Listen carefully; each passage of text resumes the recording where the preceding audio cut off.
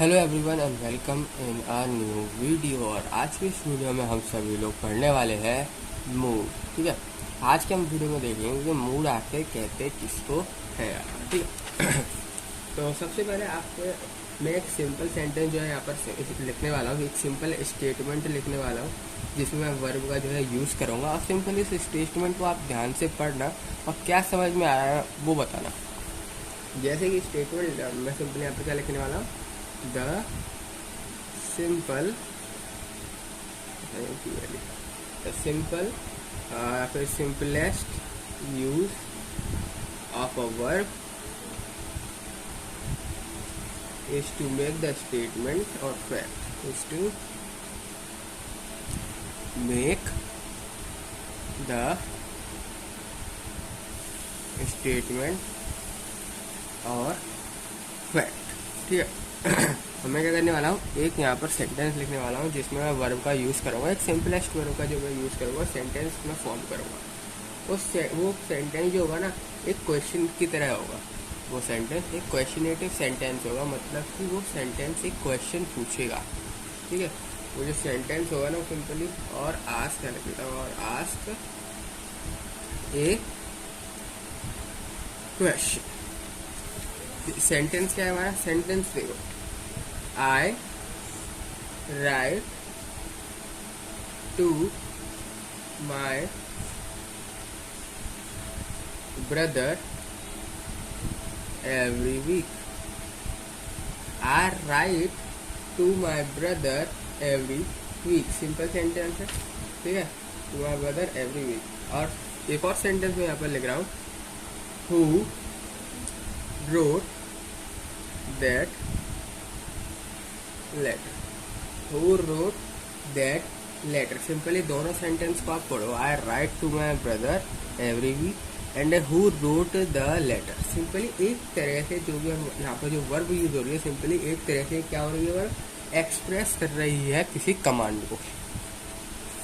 ये जो सेंटेंस लिखा है मैंने, सिंपली जो वर्ब लिखा है मैंने यहाँ पर सिंपली वर्ब लिखी है, ये क्या एक्सप्रेस कर रही है, एक तरीके से एक कमांड को एक्सप्रेस कर रही है कि हाँ भाई मैं कमांड दे रहा हूँ, किसी को कमांड दे रहा हूँ, वही तो एक्सप्रेस हो रहा है ना यहाँ पर। तो सेम तो इसी चीज को जो मैं यहाँ पर लिख देता हूँ, बट अ वर्ब। पर ये तो देखो वर्ब है सेंटेंस के अंदर, और ये वर्ब ना एज अ कमांड जो यूज कर रहे हैं हम सेंटेंस के अंदर। वर्ब को एज अ कमांड सेंटेंस के अंदर हम क्या कर रहे हैं, यहाँ पर यूज कर रहे हैं। तो जो हमारा मूड होता है ना, सिंपली यही चीज होती है। क्या ये सिंपली एक तरीके से आप कह सकते हो मैनर होता है, एक तरीके से मैनर होता है किसी भी सेंटेंस को रिप्रेजेंट करने का, एक तरीके से मैनर होता है, या फिर आप कह सकते हैं एक तरीके से मोड, एक तरीके का मोड होता है अपनी भावनाओं को सेंटेंस में लिखने के लिए। इसको हम मूड कहते हैं, बिल्कुल सिंपल शब्दों में। ठीक है, तो जो वर्ब है यहाँ पर वो क्या एक्सप्लेन कर रही है, वर्ब में also be used to express, be used to express a command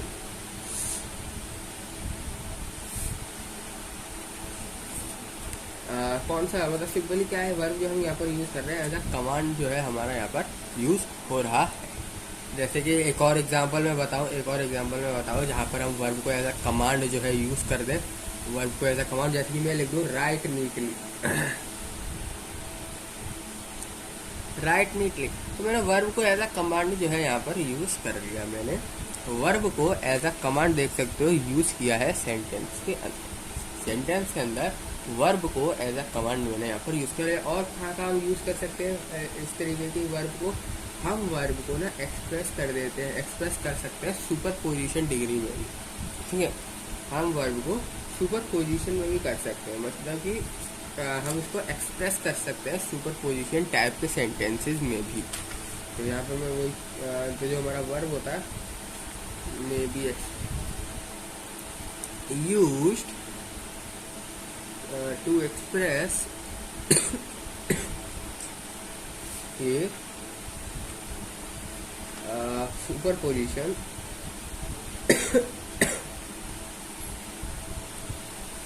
example के तौर पर समझो किस तरीके से सेंटेंस इसका फॉर्म होता है, इसका जो सेंटेंस होता है वो किस तरीके से बनता है। जैसे कि if I were you, I would not do it. तो जो मूड होता है ना वो बेसिकली सिंपल शब्दों में कहूँ तो ये मूड सिंपली एक तरीके का मैनर होता है जो कि वर्ब को मदद करता है एक्शन करने के लिए सिंपली, ठीक है। तो ये मूड होता है सिंपली एक तरीके का मैनर होता है जो कि वर्ब को यूज करता है to express an action. Simply action को करने के लिए सिंपली वर्ब का यूज करता है। और इसी को हम क्या कहते हैं, मूड कहते हैं। तो यही लिख देता हूँ, these different modes or manners, these different modes or manners in which a verb may be used to express an action. A verb may be used to express, a verb may be used to express an action, जहाँ पर हम verb को as a action जो है use कर दें, are called mood. उसको हम यहाँ पर क्या कहते हैं, मूड कहते हैं। चाहे आप ऊपर से नीचे तक कितने भी सारे सेंटेंस देख लो जो भी मैंने लिखे, सब में आप देखोगे वर्ब का हम यूज कर रहे हैं टू मेक सम एक्शन। कुछ एक्शन करने के लिए वर्ब का यूज कर रहे हैं, ठीक है। और इसके जो मतलब सिंपली वर्ब का यूज कर रहे हैं, वर्ब का यूज कर रहे हैं ताकि हम कुछ एक्शन को यहाँ पर शो कर सके, कुछ एक्शन को एग्जीक्यूट कर सके। इसी को हम यहाँ पर मूड कहते हैं, इसी को हम यहाँ पर क्या कहते हैं, मूड कहते हैं, ठीक है। और एक परफेक्ट डेफिनेशन अगर आपको लिखनी है मूड की तो सिंपली इस तरीके से भी लिख सकते हो कि मूड इज द मूड। ये तो मैंने समझाने के लिए नीचे डेफिनेशन लिखी थी। देखो एक परफेक्ट डेफिनेशन अगर मैं लिखूँ मूड की तो सिंपली कुछ इस तरीके से बनेगी। तो मूड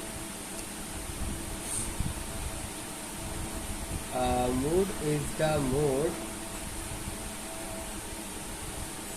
और मैनर in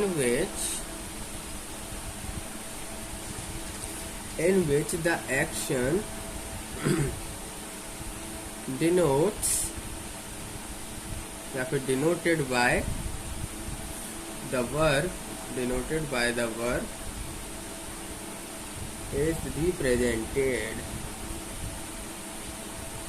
सिंपली। तो मूड क्या होता है हमारा, सिंपल जब हम वर्ब का यूज करते हैं किसी एक्शन को एक्सप्रेस करने के लिए। हम वर्ब का कभी सिंपली वर्ब का जब हम यूज करते हैं किसी भी एक्शन को एग्जीक्यूट करने के लिए या फिर किसी भी एक्शन को एक्सप्रेस करने के लिए, then we say that word is mood, यानी वो सेंटेंस क्या है, mood sentence.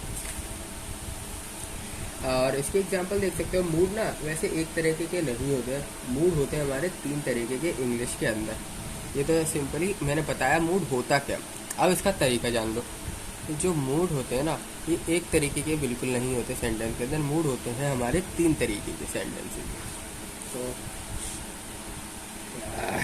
There are 3 moods in English में 3 तरह के मूड होते हैं। कौन कौन से? फर्स्ट ऑफ ऑल पे आता है आपके पास इंडिकेटिव।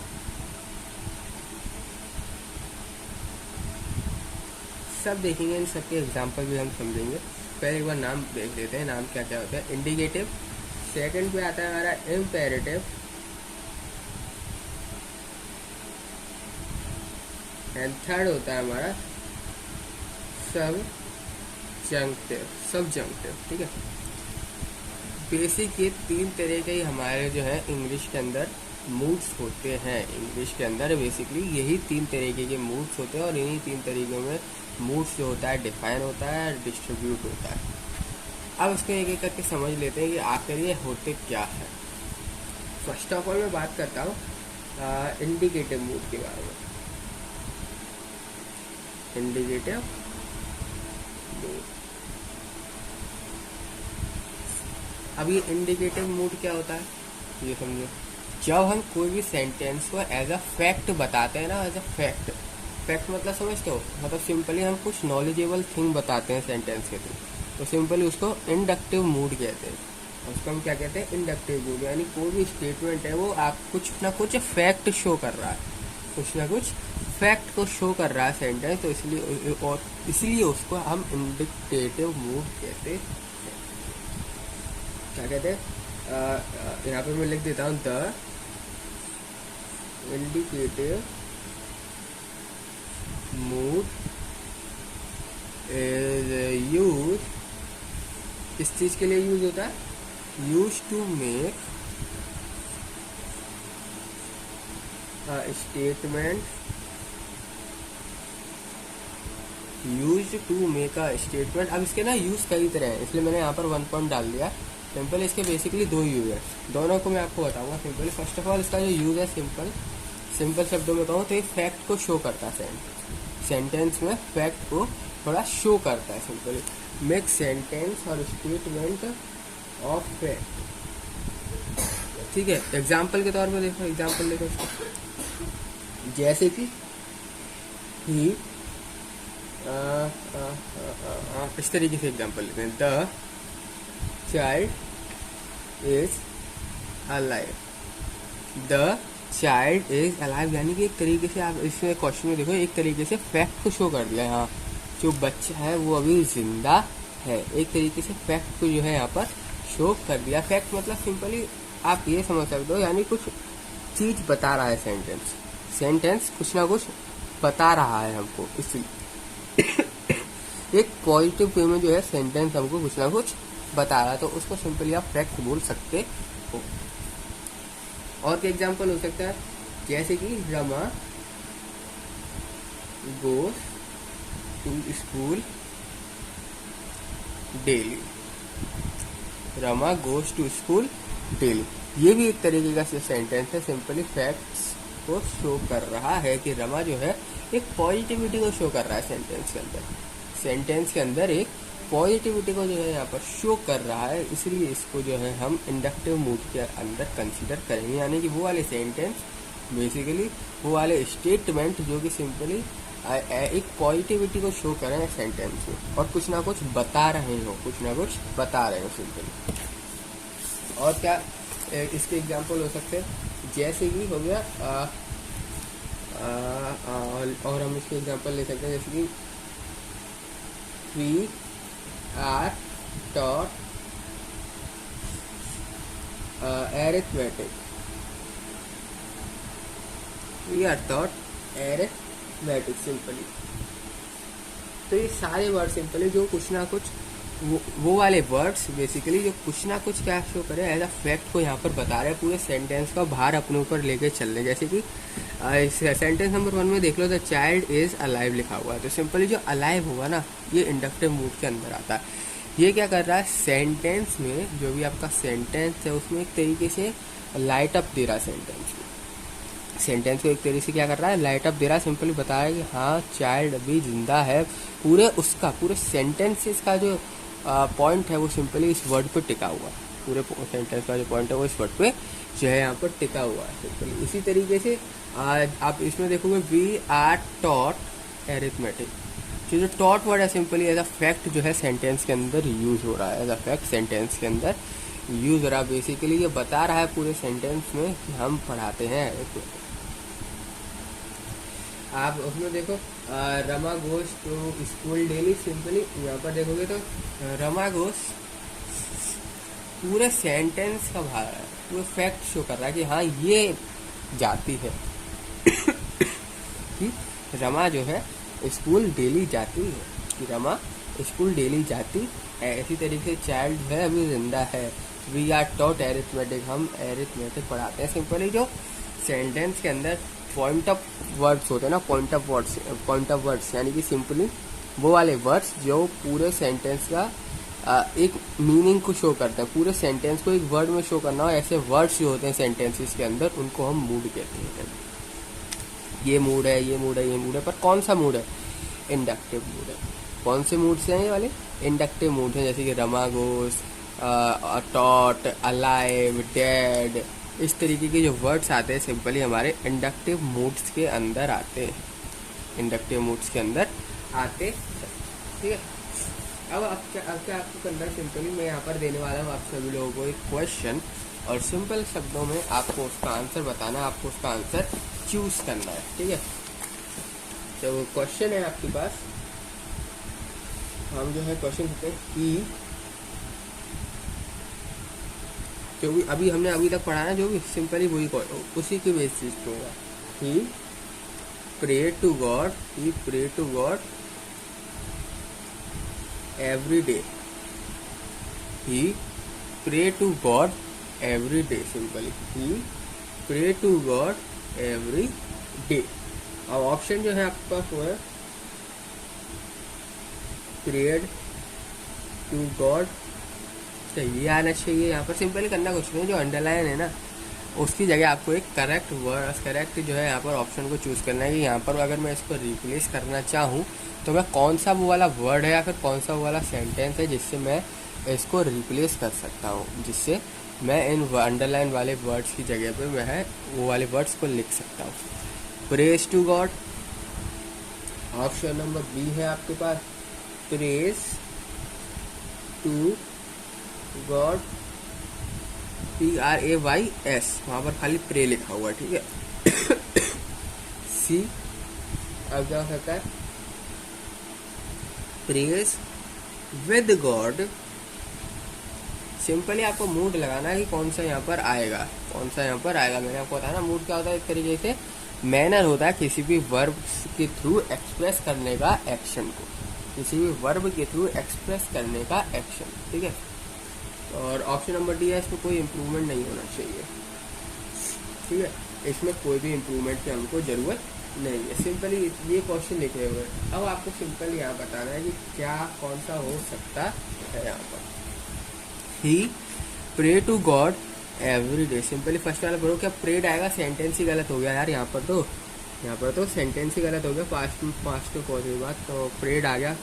ठीक है, ये ऑप्शन नंबर ए तो यहाँ हो ही नहीं सकता। ऑप्शन नंबर बी देखेंगे, praise to God, option number B लिखा हुआ है praise to God, simply he pray to God होगा कि प्रेज होगा, यहाँ पर आएगा प्रेज टू गॉड, वो प्रेज कर रहा है गॉड से, हर दिन करता है सिंपली, तो यहाँ पर प्लूरल जो है वो यूज किया जाएगा क्योंकि वो हर दिन प्रे कर रहा है।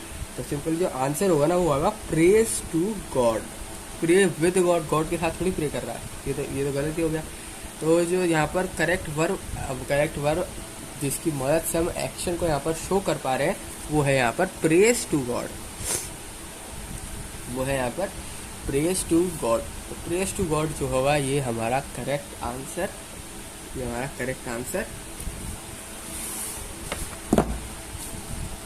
और क्या होगा, एक क्वेश्चन और देखते हैं। क्वेश्चन है आपके पास, if,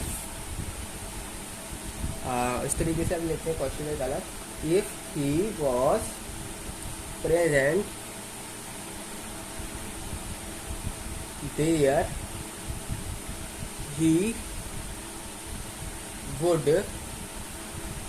allow it, if he was present there he would allow it, simple question लिखा हुआ है, if he was present there he would allow it, यहाँ पर अंडरलाइन टर्म है वो है हमारा प्रेजेंट का। ठीक है, if he was present यानी अब आपको ये ढूंढना है क्या मैं कौन सी वर्ब ऐसा कौन सा यहाँ पर ऑप्शन चूज करो जिससे मेरा पूरा सेंटेंस जो है यहाँ पर ठीक हो, कोई गलती नहीं हो सेंटेंस में।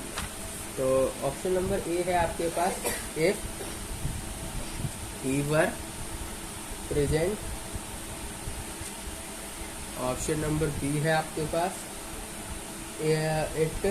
इट आ गया। ठीक है, इट ही हैड प्रेजेंट,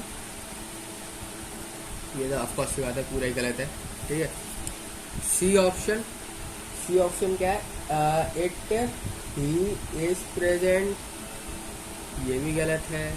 दोनों ऑप्शन तो सिंपल दिख गया, ऊपर से गलत है। ये लिखा हुआ है इट, अगर मैं यहाँ पर उसको लगा के देखूँ, it he is present there he would allow it, तो सिंपली ऑफकोर्स की बात है गलत है यहाँ पर यार, इट तो आ ही नहीं सकता ही वगैरह के साथ इट लगा रहे हो आप, तो सिंपली ये तो सेंटेंस ही गलत है, ठीक है। और लास्ट है हमारा नो इम्प्रूवमेंट,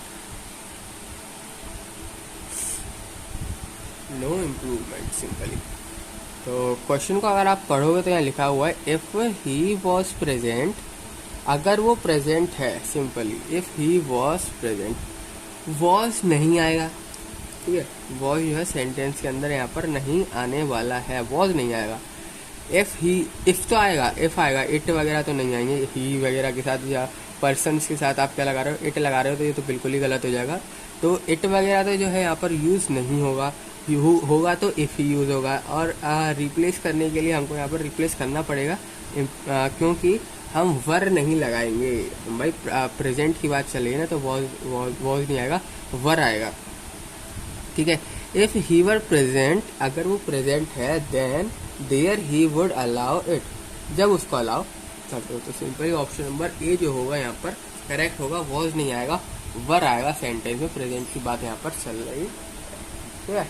तो यहाँ पर जो है आपका ऑप्शन नंबर ए होगा, वो ऑप्शन नंबर ए जो है वो करेक्ट होगा, और बाकी के सारे ऑप्शन जो है यहाँ पर रॉन्ग है। ऑप्शन नंबर बी और सी तो पूरी तरीके से रॉन्ग ही है, इट आ गया ही के साथ, ये तो गलत ही है। यहाँ पर जो थी बात ए और बी में थी ऑप्शन क्या आना चाहिए, पर यहाँ पर आएगा वर, सिंपली क्योंकि ये वर्ब को एज अ एक्शन के थ्रू ज़्यादा अच्छे से क्या कर पा रहा है, कंट्रोल कर पा रहा है। और एक और क्वेश्चन देखते हैं। Akbar defeat Himu in 1556. Akbar defeat Himu in 1556, तो defeat Himu अंडरलाइंड है, defeat Himu अंडरलाइंड है। अब आपको ये बताना है कि इसकी जगह मैं कौन सा ऐसा वर्ड लिख दूँ जो ये रिप्लेस कर दे, और ये डिफीट लग रहा है, सिंपली वर्ब है ये, ठीक है, सिंपली क्या है ये वर्ब है, तो मेरे को ऐसे वर्ड ढूंढने हैं जो कि सिंपली इसको रिप्लेस कर दें, बट वर्ब का यूज़ करते हुए, यानी डिफीट तो आना ही चाहिए, ठीक है, डिफीट तो हो ही रहा है, वर्ब का यूज़ करते हुए सिंपली हम एक्शन को शो कर पा रहे हैं, यानी कि मूड की बात चल रही है तो मूड बनाना है। तो जो ऑप्शन है आपके पास, ऑप्शन नंबर ए, डिफीटेड, यानी डिफीट्स हिमू, पहले ये लिख देते हैं, डिफीट्स हिमू, क्या ये आ सकता है, डिफीट्स आएगा एज अ वर्ब, हम यहाँ पर यूज करेंगे, या फिर इज डिफीटेड हिमू इस तरीके से यूज करेंगे, या फिर हम हैड डिफीटेड हिमू यूज करेंगे, या फिर हम भाई जैसा है वैसा ही यहाँ पर रहने देंगे, यानी कि कोई इम्प्रूवमेंट की जरूरत नहीं है, नो इम्प्रूवमेंट। सिंपली देखो, इज के साथ ईडी आ रहा है, डिफीटेड लग रहा है सिंपली, तो ये ऑप्शन नंबर बी नहीं हो सकता।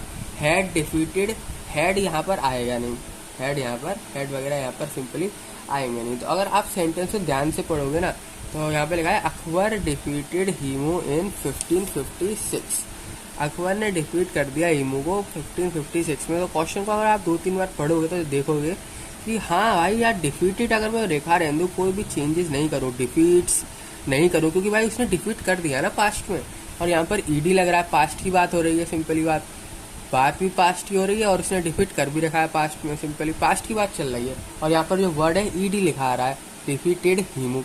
तो हम देख रहे हैं यहाँ पर कि सेंटेंस जो है बिल्कुल करेक्ट दिख रहा है, सेंटेंस जो है बिल्कुल करेक्ट लग रहा है, क्योंकि यहाँ पर देख सकते हो पास्ट की बात हो रही है, और अंडरलाइन टर्म जो है वो ईडी डिफीटेड हीमू, ये भी जो है पास्ट को ही बता रहे हैं, ये भी पास्ट को ही बता रहे हैं, जो वर्ब है ये भी वर्ब पास्ट को ही डिनोट कर रही है ये वर्ब है, ये भी पास्ट को ही जो है यहाँ पर डिनोट कर रही है। तो इस हिसाब से ये जो ऑप्शन है एक भी सेटिस्फाइड नहीं है, मतलब एक भी इन तीनों में से एक भी ऑप्शन सही नहीं है। ऑप्शन नंबर डी जो होगा वो टिक होगा, नो इम्प्रूवमेंट की हमको इसमें ज़रूरत है, क्योंकि सेंटेंस जो है ना अपने आप में ही करेक्ट है, सेंटेंस पहले से ही करेक्ट है, इसमें कोई करेक्शन करने की ज़रूरत ही नहीं है। डिफीट्स आ नहीं सकता, पास्ट की बात है, इज के साथ डिफीटेड आ रहा है, ये नहीं आ सकता। हैड डिफीटेड मीनू नहीं आएगा, हेड वगैरह नहीं यूज किए जाएंगे फिलहाल इस सेंटेंस में। हेड वगैरह हम यूज नहीं करेंगे, ठीक है, क्योंकि सेंटेंस अपने आप में यहाँ पर डिफाइंड है। अपने आप में सेंटेंस क्या है यहाँ पर डिफाइंड है। अकबर डिफीटेड हिमू इन 1556। अकबर ने डिफीट कर दिया था हिमू को 1556 में। और अंडरलाइन टर्म भी क्या डिनोट कर रहा है, पास्ट वगैरह को डिनोट कर रहा है। जो वर्ब है यहाँ पर करेक्ट एक्सप्रेस कर रही है एक्शन को। ये जो वर्ब है करेक्टली एक्सप्रेस कर रही है एक्शन को, इसलिए इसमें कोई भी चेंजेस देने की हमको कोई भी आवश्यकता नहीं है, कोई भी जरूरत नहीं है इसमें चेंजेस करने की, ठीक है। तो हम इसमें कोई भी जो है चेंजेस यहाँ पर नहीं करेंगे, एक भी चेंजेस जो है यहाँ पर नहीं करेंगे। अब देखो, अब एक क्वेश्चन और करते हैं, एक क्वेश्चन और करते हैं इसका। क्वेश्चन है आपके पास है you completed your assignment। Simple sentence, has you completed your assignment. Simply आप समझ गए होंगे कि अंडरलाइन वर्ड कौन से होने वाला है, हैज यू बोल रहा भाई, ये हैज यू कंप्लीटेड। तो सिंपली बात है ये वाला जो है टर्म यहाँ पर गलत है, कंप्लीटेड तक अंडरलाइंड है, ठीक है। आपको यहाँ पर बताना आप सिंपली कि इसकी जगह क्या आएगा। ऑप्शन दे देता हूँ आपको। ऑप्शन नंबर ए है आपके पास क्या है, इसकी जगह हैड आना चाहिए, हैड यू कंप्लीटेड। क्या है इसकी जगह हैड आना चाहिए, या फिर हैड भी नहीं तो हैव आना चाहिए, have you completed, have you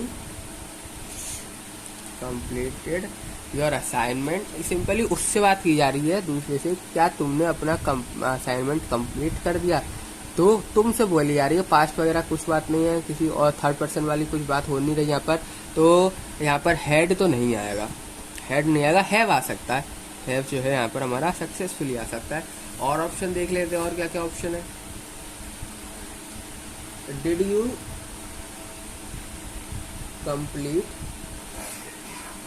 did you complete, and option number D है हमारा no improvement,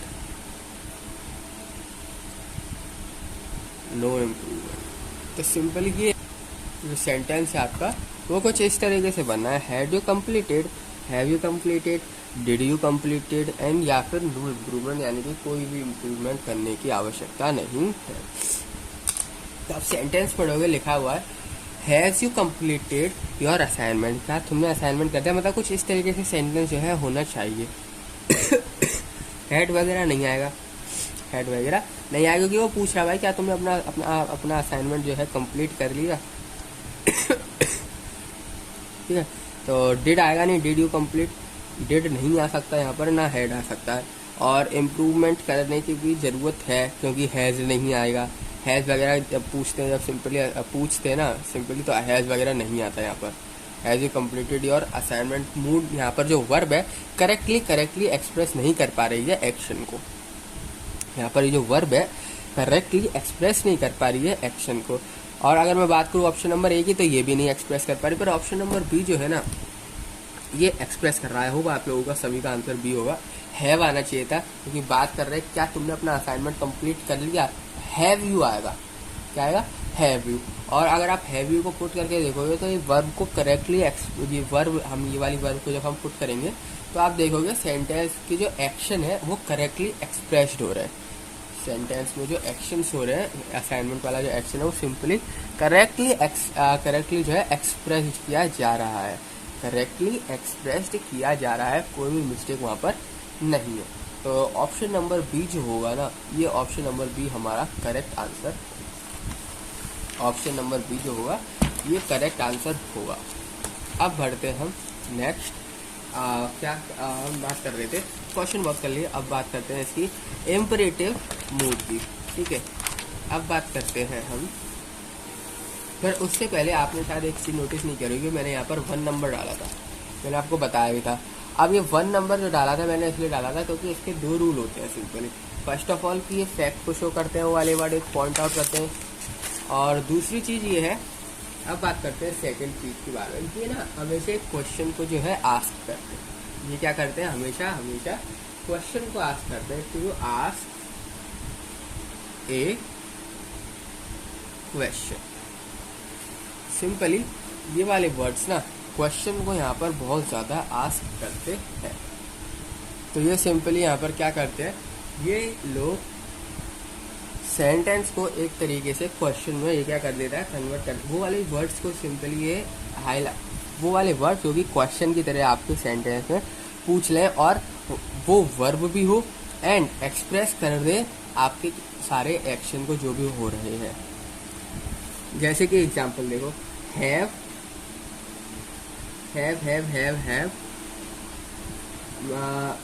mercy upon us, have mercy upon us, simply question पूछ रहे हैं, have mercy upon us। और क्या हो सकता है, give us, आप इस तरीके से give us this day our daily bread, give us this day our daily bread। जो करेक्ट है ना, सिंपल है। देखो सीधी बात समझा देगा आप, ये वाले सेंटेंस आपके सीधी बात समझो, ये आराम से क्वेश्चन को आस्क करते हैं, ये सीधी बात क्वेश्चन को जो है यहाँ पर पूछते हो, क्वेश्चन पूछो। जैसे किस तरीके से हो गया, how are you good, are you well, और इस तरीके में तो सिंपली क्वेश्चन पूछे एंड हाउ वगैरह इस टाइप के जो बन रहे हैं। एंड सेंटेंस जो है आपका, ये बात का ध्यान रखना है, सेंटेंस में जो भी वर्ब है वो एक्सप्रेस करनी चाहिए आप जो भी बोल रहे हो।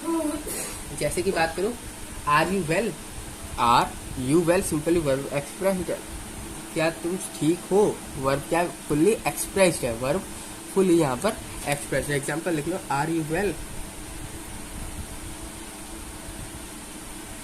और क्या हो सकता है, क्वेश्चन मार्क जरूर आएगा, जब क्वेश्चन ही पूछ रहा है तो क्वेश्चन मार्क नहीं आएगा तो कैसे चलेगा, क्वेश्चन मार्क जो है यहाँ पर जरूर आएगा। और क्या एग्जांपल हो सकता है, और एग्जांपल जैसे कि have you found your book, have you found your book, have you found your book. तो सिंपली वो वाले तरह के वर्ड्स जो कि क्वेश्चनेटिव की तरह हम पूछ लें सेंटेंस के अंदर, उनको हम यहाँ पर कहते हैं, उनको हम सिंपली यहाँ पर इंडिकेटिव मूड कहते हैं। जैसे कि यहाँ पर हैव हो गया, आर हो गया, सिंपली ये सारे इंडिकेटिव मूड होंगे, ये सारे इंडिकेटिव मूड हो गए। तो हमने इंडिकेटिव मूड के बारे में यहाँ पर बात कर ली, दो तरीके के होते हैं। फर्स्ट ऑफ ऑल जो फैक्ट को शो करता है, कोई ना कोई तरीके का फैक्ट बता रहे हो, पूरा का पूरा सेंटेंस उस वर्ड के ऊपर पॉइंट आउट हो, ठीक है, पूरा का पूरा सेंटेंस उस वर्ड के ऊपर पॉइंट आउट हो। दूसरा वो क्या कर रहे हैं, क्वेश्चन को आस्क कर रहे हैं, क्वेश्चन आस्क कर रहे हैं। और याद रखना, एज अ वर्ब, जो वर्ब है वो सिंपली एक्सप्रेस करनी चाहिए उस एक्शन को। जैसे कि यहाँ पर फाउंड योर बुक, क्या तुमको अपनी बुक मिली, have you found your book, simply express कर रहा है एक्शन को। ये वाला सेंटेंस, ये हैव जो है, सिंपली हैव जो यहाँ पर वर्ब यूज किया है, सिंपली एक्सप्रेस कर रहा है पूरे के पूरे सेंटेंस के एक्शन को। अगर हैव हटा दूँ तो पूरा का पूरा एक्शन बेकार हो जाएगा यहाँ पर। तो एक्सप्रेस कर रहा है ये पूरा का पूरे सेंटेंस के एक्शन को, इसलिए इसको हम यहाँ पर मूड बोलेंगे। कौन सा मूड, इंडिकेटिव मूड कहा जाता है, ठीक है। क्या कहेंगे इसको, इंडिकेटिव मूड। सिंपली अगर आपको डिफाइन करना हो इंडिकेटिव मूड को, तो आप इस तरीके से जो है इसको यहाँ पर डिफाइन कर सकते हो कि a verb which makes a statement of fact or ask a question, simply या तो कोई फैक्ट हो, या तो वो क्या कर रहा होगा, क्वेश्चन को आस्क यहाँ पर कर रहा है, यहाँ पर आस्क अ क्वेश्चन और एक्सप्रेस ए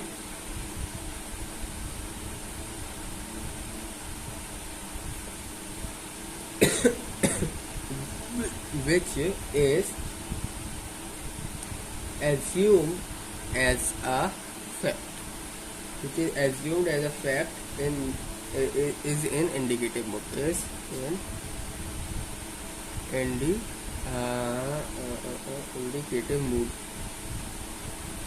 सिंपली स्टेटमेंट के अंदर वो वाले वर्ड्स जो कि कोई ना कोई आपका फैक्ट बता रहे हो, कोई ना कोई आपका या फिर क्वेश्चन की तरह आस्क कर रहे हो, या फिर या फिर एक्सप्रेस कर रहे हो किसी भी सुपर पोजिशन को, मतलब सिंपली एज्यूम कर रहे हो कोई ना कोई फैक्ट को।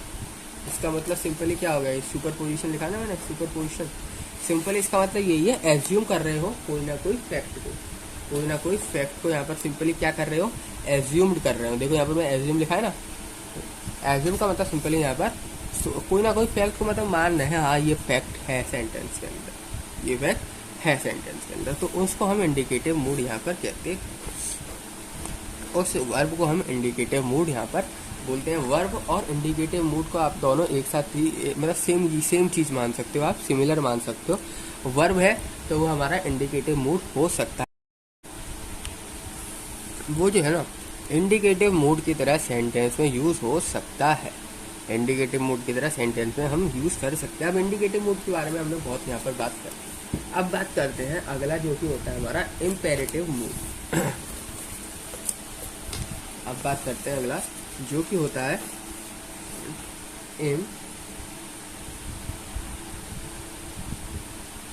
Imperative mood. अब ये इम्पेरेटिव मूड क्या होता है, इम्पेरेटिव मूड यार बड़ा ही सिंपल है।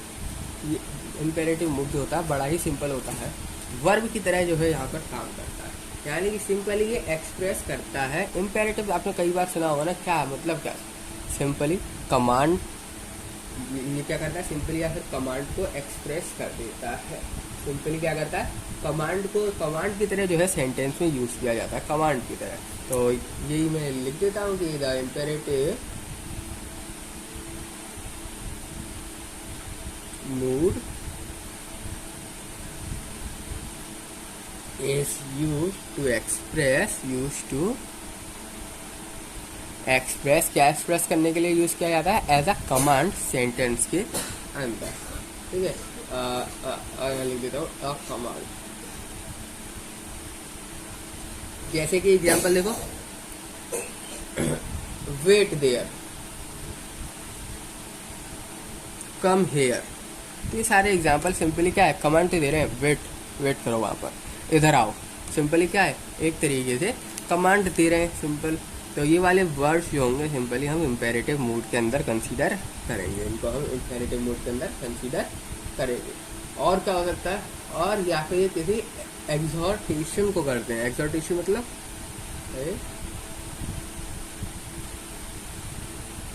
यानी कि यानी कि एग्जांपल देखो, बी रेडी, इस तरीके, जहाँ पर कमांड नहीं देते हम, कमांड नहीं है ये, ठीक है, एक्सहॉर्टेशन है, कमांड नहीं है यहाँ पर, बी रेडी। और क्या हो सकता है, try to do it better, यानी कि सिंपली एक पॉजिटिविटी को यहाँ पर शो करते हैं, try to do it better, try to do it better. इस तरीके के सेंटेंस जो है यहाँ पर इम्पेरेटिव मूड्स के अंदर लिखे जाते हैं। इम्पेरेटिव मूड्स के अंदर इस टाइप के जो है सेंटेंस आते हैं, ठीक है। याद रखना, ये एक्सप्रेस करते हैं कमांड एंड एक्सहॉर्टेशन। और कमांड में आता है सिंपली कमांड देते हैं और इसमें एक पॉजिटिविटी को यहाँ पर शो कर देते हैं, जैसे बी रेडी, जल्दी तैयार हो, ठीक है। एक तरीके से रिक्वेस्ट आप कह सकते हो, इसमें रिक्वेस्ट कर रहे हैं, एंड कमांड में तो कमांड देते ही है। कमांड मतलब तो कमांड और रिक्वेस्ट का ये क्या होता है, एक्सप्रेस करता है। सिंपली ये वर्ब जो है कमांड और रिक्वेस्ट को यहाँ पर एक्सप्रेस करता है, ठीक है, कमांड एंड रिक्वेस्ट। अब एक क्वेश्चन देखते हैं, उससे हम यहाँ पर समझते हैं कि आखिर चल क्या रहा है।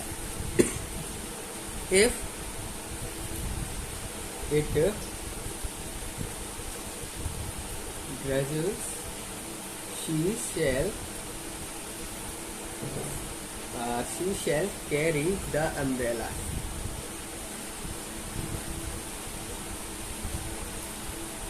If it drizzles, she shall carry the umbrella. Simply तो पार्ट ऑफ हो रही बारिश चालू हो जाएगी, सिंपली तो हम अम्ब्रेला को यहाँ पर कैरी कर ले जाएगी simply fit.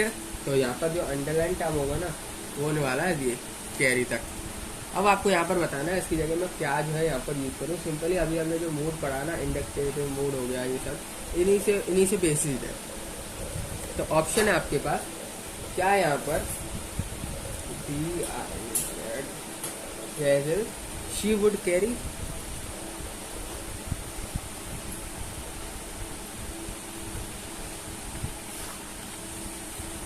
If it dare she shall carry the umbrella. तो शेल कैरी जो है यहाँ पर नहीं आएगा, शेल कैरी में कुछ ना कुछ गड़बड़ होगी। सारे ऑप्शन देख लेते हैं, देन हम फिर देखेंगे कि यहाँ पर करेक्ट आंसर कौन सा होना चाहिए। She will carry, option number C है आपके पास, शी कुड कैरी। देखो कुड तो आएगा नहीं, पास्ट वाली बात हो गई, ठीक है। ऑप्शन नंबर सी तो हमारा यहाँ पर एलिमिनेट हो गया। एंड डी बचता है कोई भी इम्प्रूवमेंट है,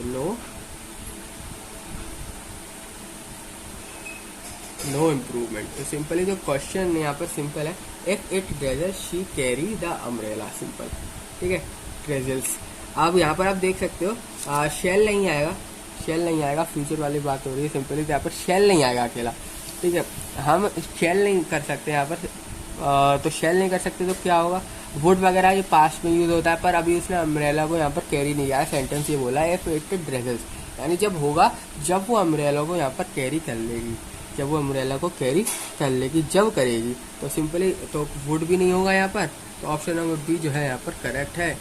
जब if it drizzle she will carry the umbrella, she will carry the umbrella. अब बढ़ते हैं हम अपने नेक्स्ट क्वेश्चन की तरह। क्वेश्चन है take pity on us, take pity on us. तो ऑप्शन नंबर ए है आपके पास यहाँ पर, यू टेक, सिंपली यहाँ पर अंडरलाइन टर्म जो है ना, पूरा का पूरा अंडरलाइन टर्म है, ठीक है। यहाँ पर लिखा है you take pity on us. Option number B है आपके पास, have you have pity on us. Option number C क्या है यहाँ पर, have pity on us. And option number D is no improvement, no improvement. Simply आपको अब यहाँ पर चूज करना है कि ये कौन सा होगा। You take pretty on us, pretty on us, क्या ये हो सकता है यहाँ पर ये पूरे सेंटेंस को क्या एक्सप्लेन कर रहा है। तो यहाँ पर जो करेक्ट आंसर होगा वो होगा है, क्योंकि ये पूरे सेंटेंस को एक्सप्लेन कर देगा। Have pity on us, have pity on us, simply ये पूरे सेंटेंस को यहाँ पर क्या कर रहा है, वर्ब को और एक्शन को करेक्टली एक्सप्रेस कर रहा है। तो इस वीडियो में इतना ही, मिलते हैं आप सभी लोगों से नेक्स्ट वीडियो में।